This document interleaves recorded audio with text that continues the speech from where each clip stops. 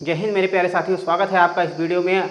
तो आज हम आपको पढ़ाने वाले हैं एनटीपीसी को ध्यान में रख के, जितने भी आपको पेपर हुए हैं अभी तक एनटीपीसी के, तो उसको ध्यान में रखकर जो है आगे के क्वेश्चन कैसे आएंगे, किस तरह के क्वेश्चन आएंगे, उन सभी को आज हम पढ़ाने वाले हैं। और ये बहुत ही शानदार सी क्लास होने वाली है। तो जिनका एनटीपीसी का पेपर अभी नहीं हुआ है तो वो जो है इस वीडियो को जो है इसकी बिल्कुल नहीं करेंगे और पूरा का पूरा वीडियो देखेंगे। ये हिस्ट्री का बहुत ही शानदार सा सेशन है और इसमें आपको बहुत सारे ऐसे क्वेश्चन मिलेंगे जो आने वाले एग्जाम में आपको हूबहू वही क्वेश्चन सेम टू सेम आपको देखने को मिलेंगे। तो बिल्कुल भी देर न करते हुए शुरू करते हैं अपनी वीडियो को। लेकिन अगर आप चैनल पर नए हैं तो चैनल को सब्सक्राइब कर लीजिए, क्योंकि आने वाले समय में जितने भी एग्ज़ाम होंगे उनका एनालिसिस पेपर आपको देखने को मिलेगा इसी चैनल पर हमारे। और भी मैंने एनालिसिस पेपर करवाया है एनटीपीसी का, तो अगर आपने नहीं देखा तो उसको भी देखिए। तो चैनल को सब्सक्राइब जरूर कर लीजिएगा और शेयर भी करना मत भूलिएगा। चलिए शुरू करते हैं, पहला क्वेश्चन देखते हैं। और पहला क्वेश्चन क्या है? पहला क्वेश्चन है आप सभी के सामने। पहला क्वेश्चन है, वर्धमान महावीर अन्य किस नाम से विख्यात थे? तो वर्धमान महावीर जो है किस अन्य नाम से विख्यात थे? तो इनको जैन कहा जाता था। तो ऑप्शन नंबर डी ये क्या हो जाएगा? एकदम करेक्ट आंसर हो जाएगा। तो ये हमारी जो सीरीज है ये बहुत क्वेश्चनों को मैं बहुत तेज़ी से कराने वाला हूँ, तो इसको मैं जो है बहुत ज़्यादा एक्सप्लेन नहीं करूँगा, नहीं तो आपका टाइम जो है ज़्यादा हो जाएगा। तो कम समय में ज़्यादा क्वेश्चन आप देख पाएँ, क्योंकि एग्ज़ाम चल रहा है तो आप जो है जल्द से जल्द जो है ज़्यादा से ज़्यादा जितने क्वेश्चन देखे रहेंगे उतना आपको सही रहेगा। आमतौर पर किसे लौह पुरुष के नाम से जाना जाता है? तो सरदार वल्लभ भाई को लौह पुरुष के नाम से जाना जाता है। तीसरा क्वेश्चन देखिए, महावीर का प्रथम शिष्य कौन था? तो महावीर स्वामी का प्रथम शिष्य उनके ही दामाद थे जमाली, ठीक है। तो जमाली जो है उनके प्रथम शिष्य थे। क्वेश्चन नंबर 4, प्राचीन मानव ने सर्वप्रथम किस पशु को पालतू बनाया था? तो प्राचीन मानव ने सबसे पहले किसको पालतू बनाया था, किस पशु को? तो वो बनाया था कुत्ता को। तो कुत्ते को जो है उन्होंने सर्वप्रथम पालतू पशु बनाया था। तो ऑप्शन नंबर जो है बी हमारा करेक्ट हो जाएगा। नेक्स्ट क्वेश्चन देखिए, अगला क्वेश्चन आपके सामने है, मानव ने आग का सर्वप्रथम किस युग में किया? ठीक है। तो आग का प्रयोग जो है उन्होंने सर्वप्रथम किस युग में किया था? तो ये किया था नवपाषाण युग में। तो आप भी फटाफट जो है फटाफट आंसर आप भी देते रहिए, जो है मन में ही सोचते रहिए, ना कमेंट कर पाएँ तो मन में ही सोचते रहें कि आंसर इस इन प्रश्नों का क्या होगा, आगे आपका रिवीजन भी अच्छे से हो सके। नेक्स्ट क्वेश्चन है, मानव ने कृषि कार्य किया किस युग से प्रारंभ किया? देखा है, तो मानव ने कृषि कार्य कहने का मतलब है किस युग से प्रारंभ किया था? तो इसको कृषि कार्य शुरू किया था उन्होंने नवपाषाण युग से। तो नवपाषाण युग से ही मानव ने कृषि कार्य जो है करना प्रारंभ किया था। अगला क्वेश्चन है, मानव द्वारा सर्वप्रथम किस धातु का प्रयोग किया गया था? तो मानव द्वारा सर्वप्रथम किस धातु का प्रयोग किया गया था? तो ये किया गया था तांबे का। तांबा का प्रयोग मानव ने सर्वप्रथम किया था। नेक्स्ट क्वेश्चन देखिए, अगला प्रश्न आपके सामने है कि मानव ने सर्वप्रथम किस फसल का उपयोग किया था? ठीक है। तो मानव ने सर्वप्रथम किस फसल का उपयोग किया था? तो ये किया था जौ का। तो जौ सबसे पहली फसल थी मानव के द्वारा प्रयोग की जाने वाली। नेक्स्ट क्वेश्चन आपके सामने अगला प्रश्न है, नवपाषाण युग में चावल की खेती का प्राचीनतम साक्ष्य कहाँ से मिला है? तो चावल का प्राचीनतम साक्ष्य कहाँ से मिला है? तो आपको जरूर पता होगा। तो ये कहाँ से मिला है? तो ये मिला है कोल्ड से। तो विकल्प जो बी है हमारा यही क्या है, एकदम करेक्ट आंसर है। तो कोल्ड से। अगला प्रश्न आपके सामने, अगला प्रश्न है क्वेश्चन नंबर 10, सिंधु घाटी सभ्यता किस काल की सभ्यता मानी जाती है? तो सिंधु घाटी सभ्यता जो है किस काल की सभ्यता मानी जाती है? तो सिंधु घाटी सभ्यता जो है कांस्य युगीन सभ्यता थी, ठीक है। तो कांस्य युगीन सभ्यता थी। तो क्वेश्चन नंबर जो हमारा 10 है, इसका सही उत्तर क्या हो जाएगा? विकल्प नंबर सी। तो विकल्प नंबर सी हमारा करेक्ट आंसर हो जाएगा। अगला प्रश्न क्वेश्चन नंबर 11 है, हड़प्पा की खुदाई सर्वप्रथम कब हुई? तो हड़प्पा सभ्यता जो थी उसकी खुदाई कब हुई थी? सर्वप्रथम हुई थी 1921 में, ठीक है। दयाराम साहनी के द्वारा 1921 में इसकी खुदाई की गई थी। क्वेश्चन नंबर 12 देखिए, निम्न में से किस स्थल को मृतकों का टीला, ठीक है, याद रखिए मृतकों का टीला के नाम से जाना जाता है? तो ये जाना जाता है मोहनजोदड़ो को, ठीक है। मोहनजोदड़ो को मृतकों का टीला कहा जाता है। मृतकों का टीला कहा जाता है क्योंकि यहाँ से कब्रिस्तान मिले थे जो है। नेक्स्ट देखिए, मोहनजोदड़ो के टीले को खोजने का श्रेय किसे है? तो मोहनजोदड़ो को जो टीला था, ठीक है, मोहनजोदड़ो का जो टीला था उसको खोजने का श्रेय किसे दिया जाता है? तो विकल्प देखिए, विकल्प में क्या है? राखाल दास बनर्जी, दयाराम साहनी, जॉन मार्शल और माधव स्वरूप वत्स। तो इसकी खोज का श्रेय है राखाल दास बनर्जी को। तो राखाल दास बनर्जी क्या हो जाएगा? एकदम सही उत्तर हो जाएगा। नेक्स्ट प्रश्न देखिए, अगला प्रश्न है हड़प्पा सभ्यता में विशाल स्नानागार का साक्ष्य कहाँ से प्राप्त हुआ था? हड़प्पा सभ्यता में जो विशाल स्नानागार का साक्ष्य मिला है वो कहाँ से मिला है? तो विकल्प को देखिए, हड़प्पा, मोहनजोदड़ो, लोथल या धौलावीरा। तो कहाँ से मिला है? तो ये मिला है मोहनजोदड़ो से। तो मोहनजोदड़ो से विशाल स्नानागार के साक्ष्य मिले हुए हैं। नेक्स्ट प्रश्न देखिए, इसका आपको मिलान करना है निम्नलिखित में कौन सा सुमेलित नहीं है? तो यहाँ पे नहीं जरूर पढ़ लीजिएगा, क्योंकि अक्सर नहीं को हम नहीं नज़रअंदाज कर देते हैं, देख नहीं पाते हैं, तो गलत हो जाता है। देखिए, नगर और नदी, तो हड़प्पा जो है रावी नदी के तट पर है, ये सही है, बिल्कुल सही है। मोहनजोदड़ो सिंधु नदी के तट पर, ये भी सही है। और कालीबंगा जो है घग्गर नदी के तट पर है, ये भी सही है। लेकिन लोथल जो है सतलज नदी के तट पर नहीं है, क्योंकि लोथल गुजरात में है और सतलज जो है पंजाब में बहती है।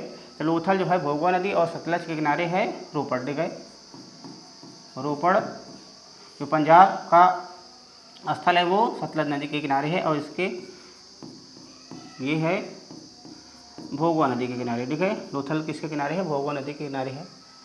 अगला प्रश्न देखिए, अगला प्रश्न है क्वेश्चन नंबर 16, सिंधु घाटी सभ्यता में गोदीवाड़ा का साक्ष्य कहाँ से प्राप्त हुआ है? तो गोदीवाड़ा का साक्ष्य अर्थात गोदीवाड़ा, इसे हम डॉकयार्ड कहते हैं, अर्थात बंदरगाह। तो बंदरगाह या डॉकयार्ड या गोदीवाड़ा कहाँ से मिला था? तो धौलावीरा, लोथल, सुरकोटदा या फिर चनहुदड़ो। तो ये मिला था लोथल से।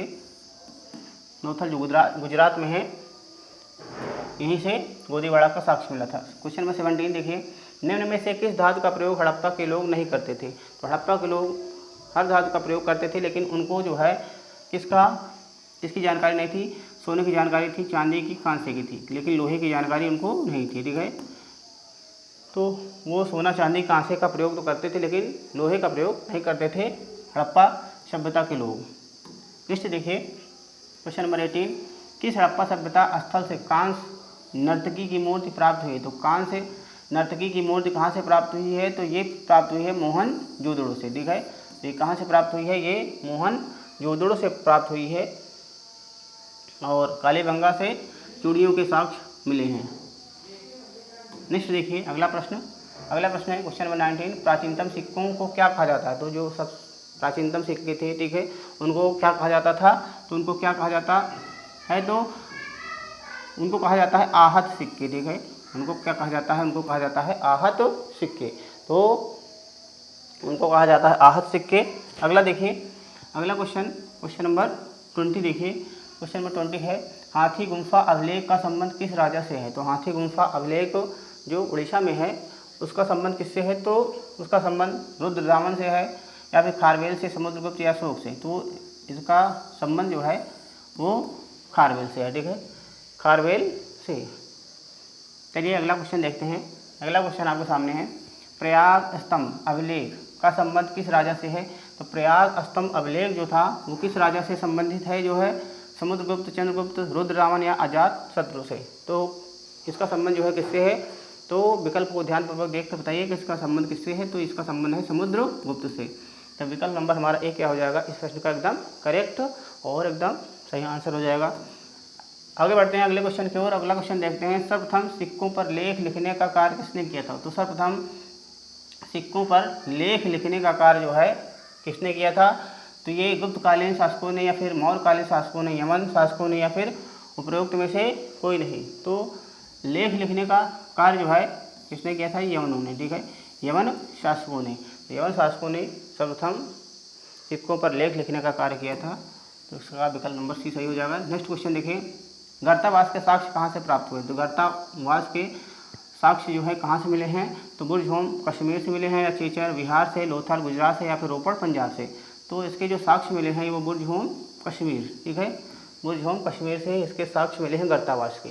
आई होप कि चीज़ें आपको समझ में आ रही होंगी। अगर समझ में आ रही हैं तो वीडियो को जरूर लाइक कर दीजिएगा, और चैनल पर नए हैं तो सब्सक्राइब उसको जरूर कर लीजिएगा। आगे बढ़ते हैं अगले क्वेश्चन की ओर कि जुते हुए खेत के साक्ष्य कहाँ से मिले हैं? तो जुते हुए खेत के साक्ष्य मिले हैं कहाँ से? लोथल, कालीबंगा, हड़प्पा या चनहूदड़ो। तो कहाँ से मिले हैं? ये मिले हैं कालीबंगा से। ठीक है, जुते हुए खेत के साक्ष्य कहाँ से मिले हैं? तो जुते हुए खेत के साक्ष्य जो है कालीबंगा से मिले हैं। ठीक है, चलिए आगे बढ़ते हैं अगले क्वेश्चन की ओर। तो हम क्वेश्चन बहुत स्पीड से इसीलिए करा रहे हैं ताकि आपको ज़्यादा से ज़्यादा क्वेश्चन के आंसर पता हो सकें, क्योंकि एग्ज़ाम टाइम चल रहा है तो आपको बहुत ज़्यादा विस्तार से इनका अगर हम वर्णन करने लगेंगे तो टाइम ज़्यादा लगेगा और क्वेश्चन जो है कम हम सॉल्व कर पाएंगे। लेकिन थोड़े समय में आपको ज़्यादा क्वेश्चन देखना है तो इसी स्पीड से हमें चलना पड़ेगा। जिस काल का कोई लिखित विवरण प्राप्त नहीं होता उसे क्या कहते हैं? तो जिस काल का कोई लिखित विवरण ना मिले उसे नवपाषाण काल, पुरापाषाण काल, वैदिक काल या फिर प्रागैतिहासिक काल कहेंगे। तो इसको क्या कहेंगे? प्रागैतिहासिक काल। तो विकल्प नंबर क्या हो जाएगा? डी ही क्या हो जाएगा एकदम करेक्ट आंसर। तो विकल्प नंबर डी क्या हो जाएगा एकदम करेक्ट आंसर। तो रैपिड फायर चल रहा है यहाँ पर, जल्दी जल्दी हम क्वेश्चनों को हल कर रहे हैं। आर्य भारत में सबसे पहले कहाँ बसे? तो आर्य जो आए थे भारत में वो सबसे पहले कहाँ कर बसे थे? तो सप्त सिंधु प्रदेश या गंगा यमुना दोआब या घग्गर हकरा, यहाँ पे घाट होगा, उपरोक्त सभी जगहों पर। तो कहाँ पर आकर जो है आर्य सबसे पहले बसे थे? तो ये बसे थे सप्त सिंधु प्रदेश में। तो विकल्प नंबर जो हमारा ए है वो क्या हो जाएगा एकदम सही उत्तर हो जाएगा। अगला प्रश्न देखिए, अगला प्रश्न 27 नंबर का कि ऋग वैदिक काल का सर्वाधिक महत्वपूर्ण देवता कौन था? तो ऋग वैदिक काल का जो समय था उस समय जो है सबसे महत्वपूर्ण देवता किसे माना जाता था? तो सबसे महत्वपूर्ण देवता अग्नि, विष्णु, इंद्र या वरुण। तो किसको माना जाता था? तो माना जाता था इंद्र को। ठीक है, इंद्र की सबसे ज़्यादा उस समय उपासना की जाती थी। नेक्स्ट देखिए क्वेश्चन नंबर 28 है, ऋग्वेद में उल्लिखित नदियों में सर्वाधिक पवित्र नदी कौन सी थी? तो ऋग्वेद में जो उल्लिखित नदियां हैं उसमें सर्वाधिक जो है पवित्र नदी कौन सी थी? तो सर्वाधिक पवित्र नदी गंगा, यमुना या सरस्वती या सिंधु किसको माना जाता था? ये माना जाता था सरस्वती नदी को। ठीक है, तो सरस्वती नदी जो है उस समय की सर्वाधिक क्या थी? पवित्र नदी थी। तो विकल्प नंबर बी क्या हो जाएगा सही आंसर हो जाएगा। क्वेश्चन नंबर 29 देखिए, ऋग वैदिक आर्य किसकी पूजा करते थे? जो ऋग वैदिक आर्य थे वो किसकी पूजा करते थे? गाय की पूजा, वृक्ष की पूजा, माता की पूजा या फिर प्रकृति की पूजा। तो किसकी पूजा करते थे? तो देखा जाए तो सबसे सही अच्छा विकल्प हो जाएगा, एकदम करेक्ट विकल्प वो क्या हो जाएगा? विकल्प नंबर डी, अर्थात प्रकृति की पूजा करते थे। तो प्रकृति की पूजा वो करते थे। अगला देखिए क्वेश्चन नंबर 30 है, ऋग्वेद के 10वें मंडल में निम्नलिखित में किसका उल्लेख पहली बार मिलता है? तो ऋग्वेद के 10वें मंडल में पहली बार किसका उपयोग मिलता है? विकल्प के अनुसार बताना है कि विकल्प में पुरोहित का या शूद्र का या फिर सेनानी का या फिर सोमरस का। तो जो विकल्प नंबर हमारा बी है शूद्र। तो शूद्र का पहली बार जो है क्या मिलता है? पहली बार उल्लेख मिलता है ऋग्वेद के 10वें मंडल में। चलिए देखिए नेक्स्ट क्वेश्चन, अगले क्वेश्चन की ओर बढ़ते हैं। गायत्री मंत्र का उल्लेख किस वेद में है? तो गायत्री मंत्र का उल्लेख देखा जाए तो किसमें है? जानते होंगे किसमें है? यजुर्वेद में, अथर्ववेद में, ऋग्वेद में या फिर सामवेद में। तो गायत्री मंत्र किसमें है? ये है ऋग्वेद में। ऋग्वेद में गायत्री मंत्र का उल्लेख किया गया है। नेक्स्ट क्वेश्चन देखिए, ऋग्वैदिक आर्यों की भाषा क्या थी? तो ऋग्वैदिक आर्यों की भाषा क्या थी? तो ऋग्वैदिक आर्यों की भाषा थी संस्कृत। ठीक है, तो क्या थी? संस्कृत। द्रविड़ नहीं थी, पाली और प्रकृत भी नहीं थी, क्या थी? संस्कृत। ठीक है, तो संस्कृत इनकी भाषा थी। नेक्स्ट क्वेश्चन 23 क्वेश्चन नंबर, निम्नलिखित में से प्राचीनतम वेद कौन सा है? तो सबसे प्राचीन वेद, जैसे वेद 4 हैं तो 4 वेदों में सबसे प्राचीन कहा जाए तो इसको कहेंगे ऋग्वेद, यजुर्वेद, सामवेद या अथर्ववेद। तो इन चारों में सबसे प्राचीन वेद है ऋग्वेद। ठीक है, तो ऋग्वेद जो है सबसे प्राचीन वेद माना जाता है। नेक्स्ट क्वेश्चन नंबर 34 है, निम्नलिखित में किस वेद की रचना गद्य और पद्य दोनों में की गई है? तो गद्य और पद्य दोनों भाषा में किस वेद की रचना की गई है? ऋग्वेद, सामवेद, यजुर्वेद या अथर्ववेद। तो किस वेद की रचना की है गद्य और पद्य दोनों में? तो इसका जो विकल्प हो जाएगा विकल्प नंबर सी ही क्या हो जाएगा एकदम करेक्ट आंसर। तो विकल्प नंबर सी हमारा क्या हो जाएगा एकदम करेक्ट आंसर हो जाएगा। नेक्स्ट क्वेश्चन, अगले क्वेश्चन की ओर आगे बढ़ते हैं तो देखते हैं अगला क्वेश्चन क्या है। क्वेश्चन नंबर 35 है, ऋग्वेद काल में विनिमय के माध्यम से किसका प्रयोग किया जाता? तो विनिमय के माध्यम से किसका प्रयोग किया जाता था ऋग्वेद काल में? तो विनिमय अर्थात तो कह सकते हो कि लेन देन के मामले में तो किसका प्रयोग किया जाता था, तो भूमिका, मुद्रा, दास या गाइड। तो इसका जो विकल्प नंबर डी हो जाएगा वो क्या हो जाएगा, एकदम करेक्ट आंसर हो जाएगा। विनिमय जो है, विनिमय के माध्यम से किसका प्रयोग किया जाता था, तो गायों का प्रयोग किया जाता था। क्वेश्चन नंबर 35 का आंसर डी हो जाएगा। 36 का आंसर देखिए, तो क्वेश्चन पहले पढ़ते हैं। ऋग्वेद काल की सबसे प्राचीन राजनीतिक संस्था कौन थी, तो सबसे प्राचीन राजनीतिक जो संस्था थी वो कौन सी थी, ऋग्वेद काल की। तो ऋग्वैदिक काल की सबसे प्राचीनतम राजनीतिक संस्था थी सभा, ठीक है। सभा और समिति दोनों बने थी, इसमें प्राचीनतम क्या थी, सभा, ठीक है। सभा जो है सबसे प्राचीनतम मानी जाती है।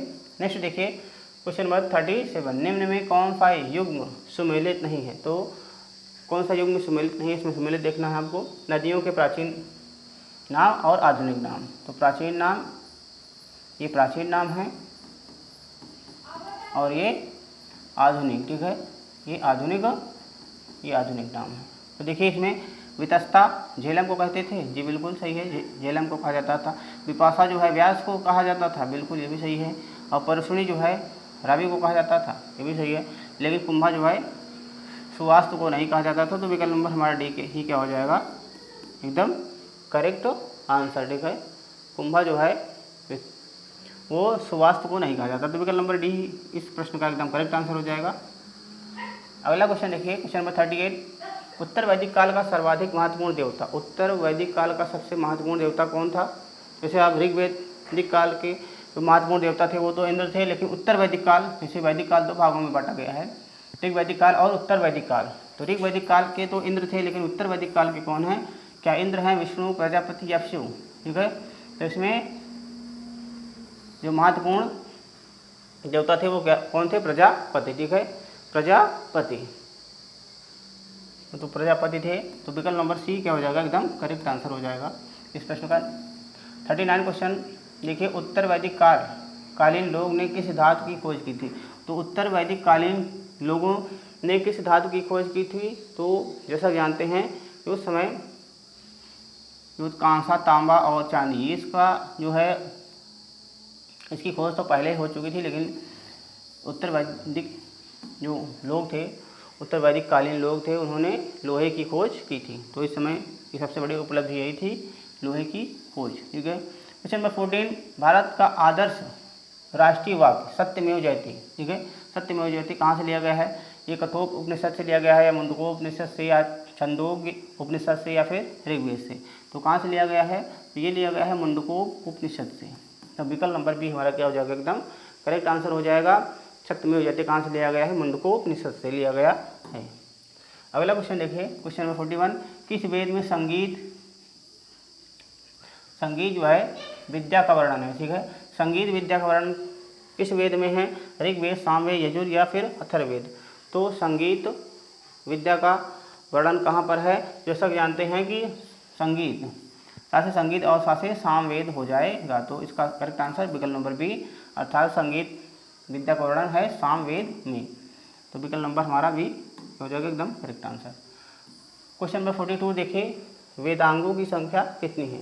वेद तो 4 है, लेकिन पूछा जा रहा है वेदांगों की संख्या कितनी है, तो क्या 2 है, 4, 5 या 6। तो वेदांगों की संख्या कितनी है, तो वेदांगों की संख्या है 6, ठीक है। वेदांगों की संख्या है 6, विकल्प नंबर डी सही हो जाएगा हमारा। क्वेश्चन नंबर 43, भारतीय पुराणों की संख्या कितनी है। तो भारतीय पुराण की संख्या कितनी है, कितने पुराण हैं, तो देखा जाए तो कितने पुराण हैं, क्या 18 हैं, 108 हैं, 111 या फिर 28। तो कितने पुराण हैं, पुराणों की संख्या कितनी है, 18, पुराणों की संख्या 18 है। क्वेश्चन नंबर 44 देखिए, निम्नलिखित में से किसे धर्मशास्त्र भी कहा जाता है, ठीक है। तो किसे धर्मशास्त्र भी कहा जाता है, निम्नलिखित में से किसे धर्मशास्त्र भी कहा जाता है, वेद, पुराण, गीता या फिर स्मृति को। तो धर्मशास्त्र किसे कहा जाता है, ये कहा जाता है स्मृति को, ठीक है। स्मृतियों को जो है धर्मशास्त्र भी कहा जाता है। तो विकल्प नंबर डी हमारा क्या हो जाएगा, इस प्रश्न का एकदम करेक्ट आंसर हो जाएगा। अब आगे बढ़ते हैं और देखते हैं अगला क्वेश्चन। तो अगला क्वेश्चन है, ब्रह्म विद्या का संबंध किस वैदिक साहित्य से है। तो ब्रह्म विद्या का संबंध किस वैदिक साहित्य से है, तो विकल्प को देखकर बताइए कि इसका करेक्ट आंसर क्या हो जाएगा। तो वेद हो जाएगा, उपनिषद, स्मृति या पुराण। तो इसका जो करेक्ट आंसर हो जाएगा वो हो जाएगा उपनिषद। तो ब्रह्म विद्या का संबंध किससे है, तो ये है किससे, ये है उपनिषद से। क्वेश्चन नंबर 45 का करेक्ट आंसर। तो देखिए क्वेश्चन नंबर 46 क्वेश्चन नंबर है इसमें कुछ आ रहा है न्याय दर्शन प्रवर्तक किसे माना जाता है। तो न्याय दर्शन का प्रवर्तक जो है किसे माना जाता है, तो ये कपिल को माना जाता है या फिर पतंजलि को माना जाता है, जैमिनी या फिर गौतम को। ठीक है, तो किसे माना जाता है न्याय दर्शन का प्रवर्तक। तो न्याय दर्शन का प्रवर्तक माना जाता है गौतम को। ठीक है, गौतम को माना जाता है।